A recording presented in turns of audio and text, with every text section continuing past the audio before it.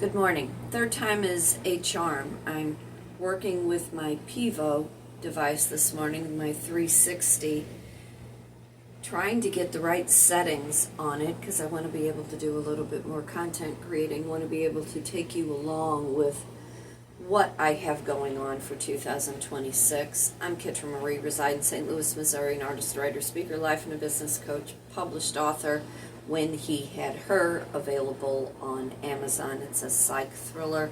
It is a fictional book. It's an easy read, and right now you can get it on Cyber Monday, I think, at a really, really good price. But I'm in the studio. I'm trying to get my office space cleared out. I'm trying to get my sewing space cleared out because I want to be able to work on all of my designs for 2026. I did find a print on demand and a drop shipping company that will take my designs and turn them into wallpaper and bed sheets and all those good things that us designers want our name to be attached to. And when I get into that more, I will let you know. I am working on some Christmas things right now. You know, last year I decided I wanted to learn how to quilt. I have a great sewing machine.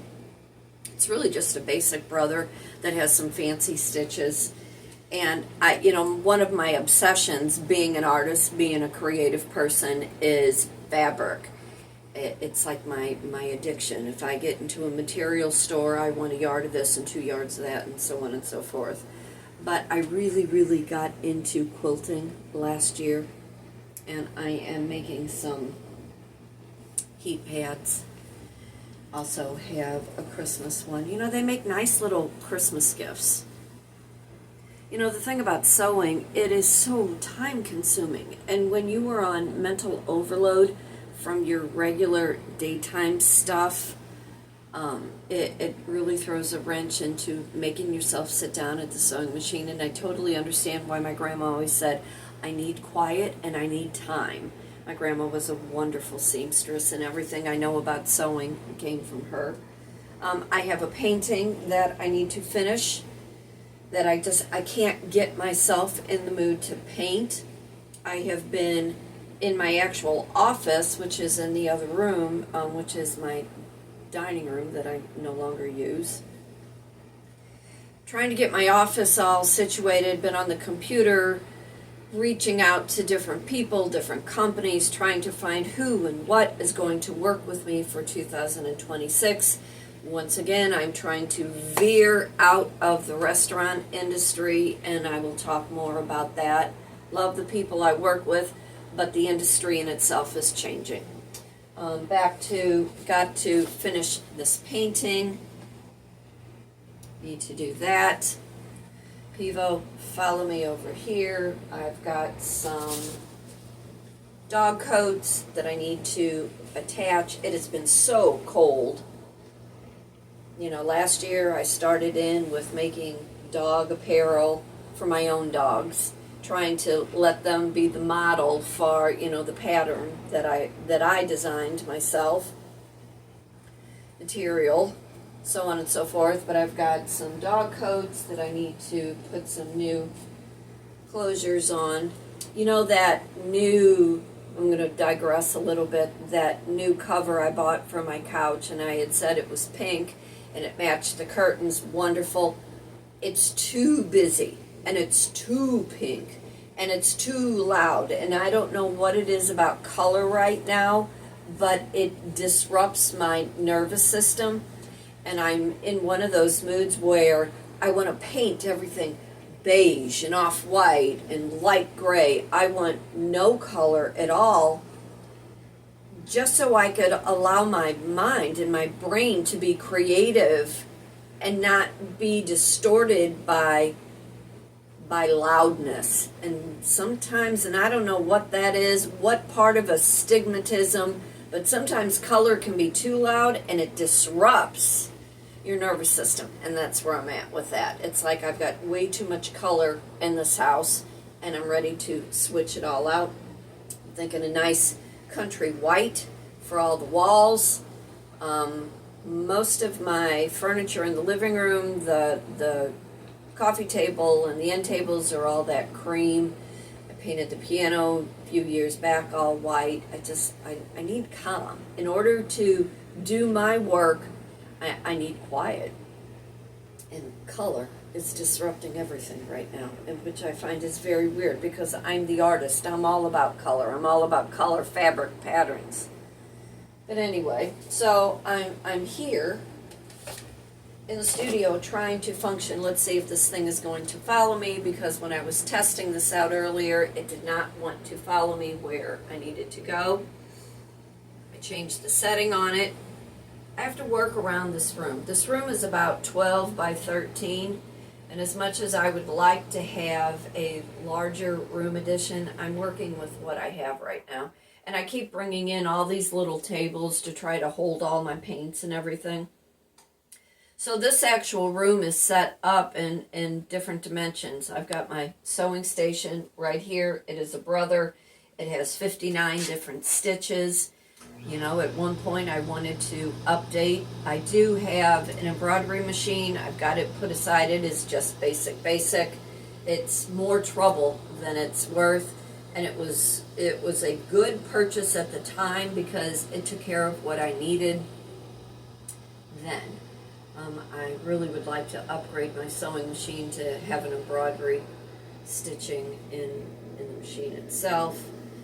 And then, of course, you know, I've got my little couch in the event I want to, like, crash out over here. I keep moving this chair back and forth because, like I said, this is a shoebox back here. We brought in all of the plants outside.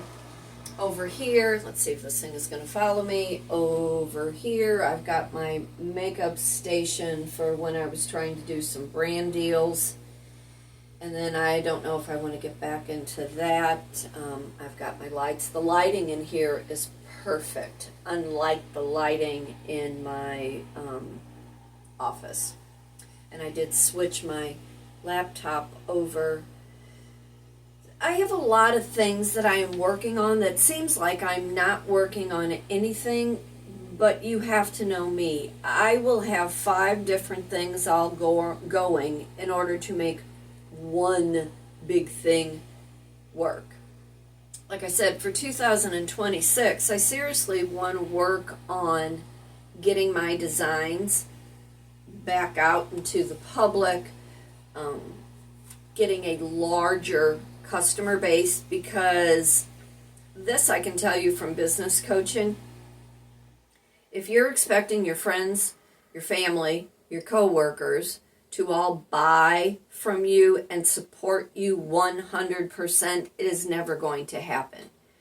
And as I learned from Mr. Slay when I was working for him running the banquet hall, you need to go out of your area. You need to go completely away from people who do not know who you are in order to become a success. 65 is in July. It is bothering me like you would not believe. 60 didn't bother me. Being in my 50s didn't bother me, but 65 is playing a number on my head, and I don't like it. And like I have said over the last couple other videos, being in the restaurant industry, my regular gig that I've done for 32 years, it is taking a physical toll on my body. And in order to get my designs all back out there and get my art business all going, and to be able to veer out of the restaurant industry as I am doing right now, I think I'll always have my hand in it in some capacity. I am a great speaker. I am great, with customers, facilitating. I mean, I'm really good at my job. It's just very much taking a physical toll on my body, and I am very concerned about that, because when my body hurts, like we all know, when your body hurts, it plays havoc in your mind. You have to question yourself. Do I really feel like this? Is this really happening? Am I imagining it?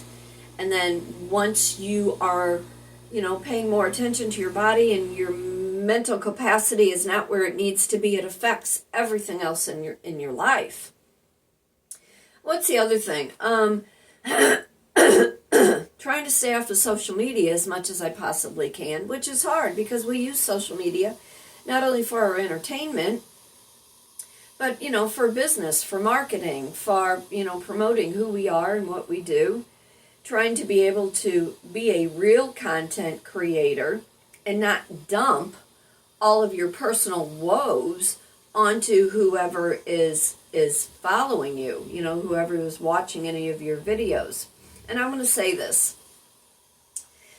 We all try different trends. We all try to jump on board, seeing if this is the video that is going to make us go viral. I've had one video of the guy that I used to be involved with, and I'll kind of venture into that maybe today, maybe not, I don't know. We'll see how long I'm on here. But when we were in North Carolina and he was fishing out in the ocean and he had caught a stingray. That particular video went viral on my Pinterest page, which I don't pay too much attention to Pinterest anymore because it became too much of a sales pitch, which leads me into TikTok and everybody believing that they are a QVC host.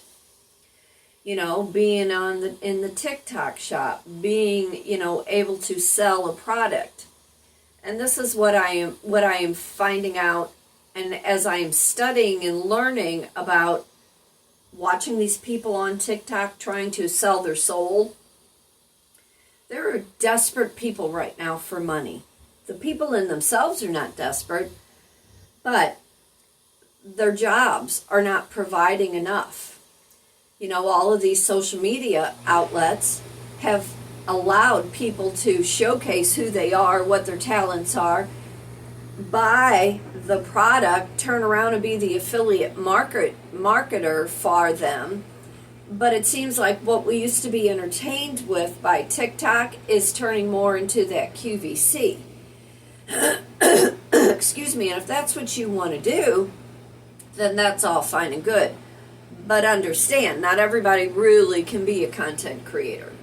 We are seeing news reporters who are veering out of being that very polished, very professional, very behind the scenes, behind a desk with a script, now being more on social media, doing, content creating.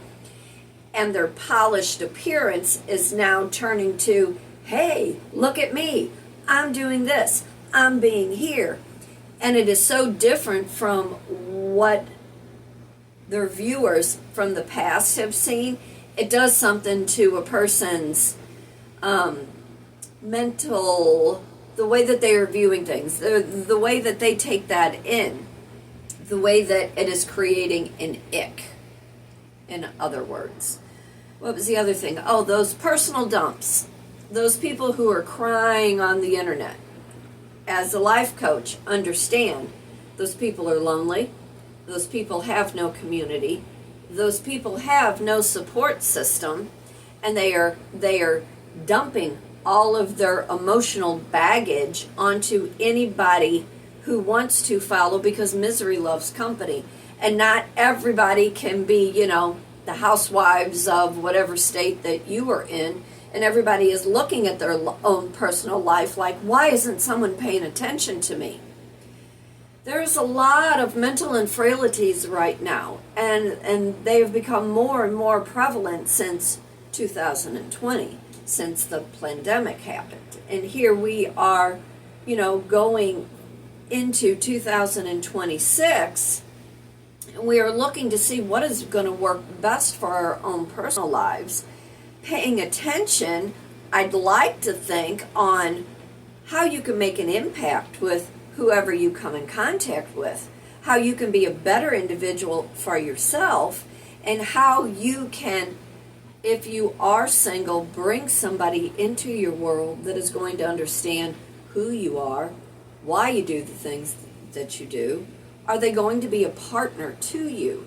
Or are they just going to be, either a financial supporter or a financial burden?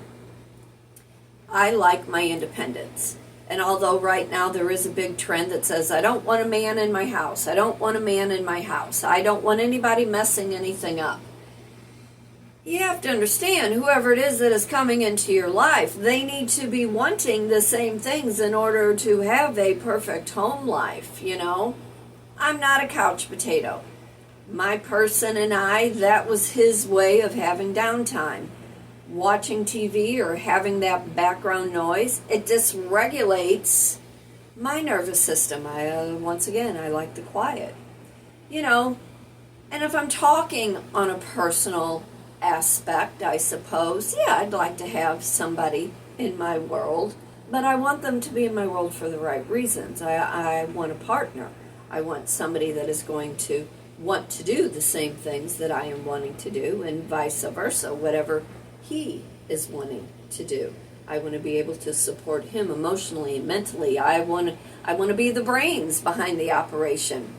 You know, I'm trying to figure out financially how to take care of what I have, you know, and whoever is coming into the picture for you also, there has to be a match of finances. There's always going to be, though, that influx of 40, 60, 70, 30, and if you're lucky, it's at a 50-50. But you have to understand, none of that can be held over your head, and none of that can be held against you, because you cannot financially, you know, make the same type of income like the other person does. What was the other thing? Oh, you know, I'm not a morning person. I'm not a morning person. I will get up in the morning. I can get up at 5, 5:30, 6, 6:30, but I literally cannot get moving other than if I need to be out the door for my job, 9 o'clock. You know, by 8:30 I've jumped in the shower, you know, 9:15 I need to be walking out the door. I'm not one of those people where I wake up in the morning, my feet hit the ground, and I run. I need to be able to kind of get my thoughts together on how the day is going to appear. Does it always work out the way that I see it in my mind? No, it doesn't. But I need to be able to plan how the day is going to go. I need to be able to, once again, regulate my mind so that way I do not become overwhelmed by the millions, and that is exaggerating, of the people, different types of variety that I come in contact with my customer base. The restaurant industry is changing. We are turning more into a, once again, stay-at-home culture, and those of us, boomers, Generation Jones, Generation X's, we're all getting to the point where we've lived our heydays. We've done all the silly shit that probably shouldn't have been done. We're older. We're getting tired. We want our home to be a base of comfort and security. We want that safety. We want to know that there are enough things in our house to keep us occupied, so our money is not being spent frivolously in entities that we can probably do at home. This younger generation, they are not drinkers. They are very much concerned about their health and what they are digesting. With the legalization of selling weed, you know, they are going more down that line, and I would like to think, honestly, because that is a generation of the tisms, of the ADHDs, that at one point doctors would have medicated. They are self-medicating with what they can purchase now over the counter. So spending their money in a bar, maybe they might want to go out to eat, but their money is being utilized differently. And these are things in the restaurant industry and the bar industry. I've been watching social media, I've been watching all the different restaurants that I like.